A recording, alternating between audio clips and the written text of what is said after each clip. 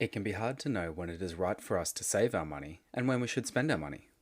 We are forever hearing stories about how high wealth people spend large sums of money, often money that they have borrowed. But we are taught from a young age that we should be saving at every chance we get. Let's take a look at when we should spend our money and when we should be saving. And please remember, nothing I say in this video is considered financial advice. Let's begin with a simple question. If someone offered you $10,000 today, or offered to give you $10,000 in 1 year, which would you take? Many of us would say that they would take the money right now. And while that is the correct answer, many of us don't know why that is the correct answer.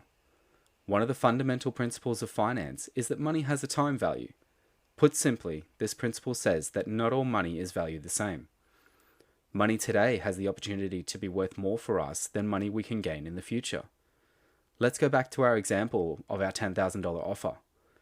If we were to receive the money in 1 year, the value of that money would be $10,000. Actually, it would be a little bit less than this due to inflation, but we'll cover that in another video. However, if we received that $10,000 today, we could use the money to work for us in either reducing our debt or making more money for us. If you have a mortgage, for example, you could put that $10,000 into an offset account. This would then reduce the amount of interest you are being charged on your mortgage. After a year, the actual value of your money is still only $10,000. However, the net value to you will be higher than this due to the amount of interest it will have saved you. Now, let's look at how that year can make our $10,000 increase in value. Over a 10-year period, data from the ASX has shown that the average returns from the ASX 200 is 9.3%. Now, is it important to remember that past performance should not be used as an indicator of future performance? So for this example, we'll use a conservative return of 7.5%.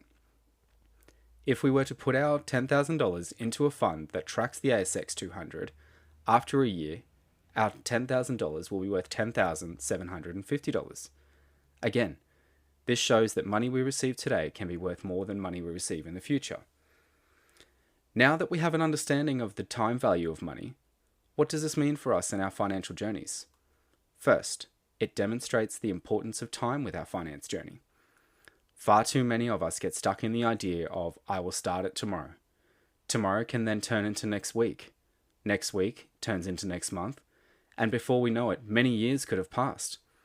I wish that I could go back in time and tell younger me how important this was and that I should get started on my financial journey ASAP. Now, I'm no expert. Unfortunately for me, I had already seen my 30th birthday go by before I realised that I needed to act and get something done.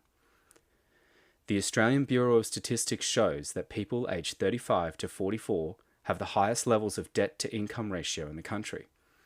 Imagine how different these statistics would be if they had started their financial journey in their mid-20s. Spending habits would be different. Income would be higher, and debt would be used to generate more income or wealth. The time value of money will also have an impact on the levels of risk we're willing to accept, or our risk appetite. For most of us, our income is our greatest source of wealth we'll generate over our lifetimes. This means that we can view our future paydays as a resource. As we begin our careers in the workforce, we have a higher number of future paydays that will be coming in. As we get closer to retirement, this resource can become more limited. This means that the earlier we begin our financial journeys, the more we can afford to have strategies that go after larger returns. Financial principles tell us that larger returns are often associated with higher levels of risk. This knowledge that we have a greater number of paydays ahead of us provides us with an additional layer of reassurance. As we discussed in a previous video, our financial journey will have some downs along the way to achieving our goals. Knowing that we have this resource available will allow us to continue through these downs and stick to our strategies. Now, there is never a one-size-fits-all approach to figuring out a strategy for our financial journey. There are some circumstances that saving is potentially more beneficial for achieving our goals. As we go through the early parts of our financial journey, every one of us should have considered and planned for an emergency fund.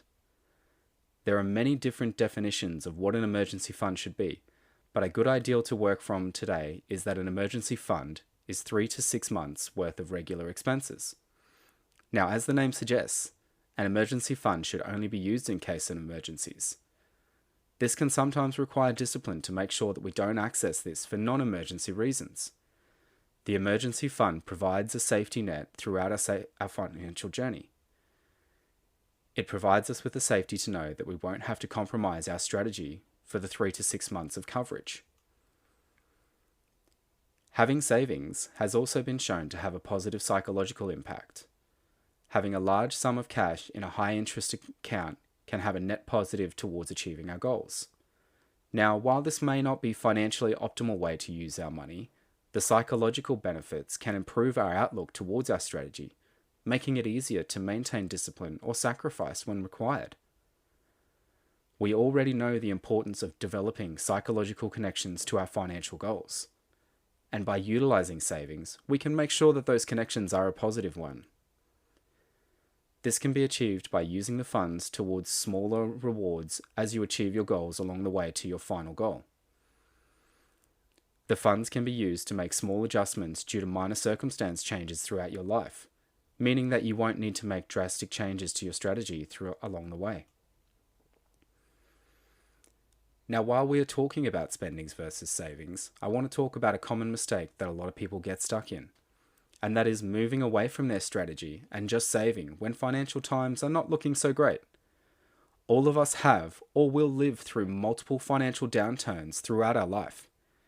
It can be easy to look at the market going back, seeing more and more red associated with our numbers, and our returns not looking as strong, or the future looking more and more uncertain, and think, savings might be the answer.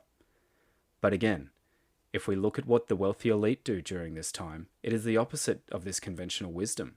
They continue with their investing during these times. While the short-term returns may not be as attractive as they were prior to the downturn, this is because they understand one certain fact.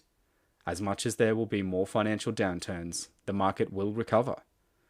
And when the market does recover, they are in a stronger position than when they started to because they continued investing their money during this downturn. Those who moved their money into savings during this time are in the exact same position prior to the downturn, or even slightly worse off. Now we know about when to spend our money and when to save our money. The important takeaway from this video is that everyone's strategy will call for both at some point throughout their financial journey. So, it is important not to discount one over the other. If you found this video helpful, please consider subscribing. That way, you'll know exactly when more helpful videos are released. If you have a topic that you would like to see Forever Finance cover, please leave a comment below. Thanks for watching, and we'll see you next time.